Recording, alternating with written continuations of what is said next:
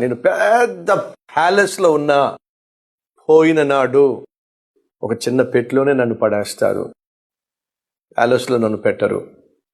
కాబట్టి ప్రతి ఒక్కరికి తెలియాల్సింది ఏమిటంటే, పెద్ద పెద్ద బిల్డింగ్స్లో, పెద్ద పెద్ద భవనాల్లో, పెద్ద పెద్ద ప్యాలెస్లో ఉండాలని ఆశపడతారు. సుఖము, సౌఖ్యము, సౌభాగ్యము, అలాగే సుఖభోగము కావాలని చెప్పి ఎంతో తాపత్రయపడతారు. పెద్దిల్లు 3 అంతస్తులు, 4 అంతస్తులు, డూప్లెక్స్, ట్రిపుల్ ఎక్స్, ఇవేవో ఆశలు పడతారు. కానీ చచ్చిపోయిన నాడు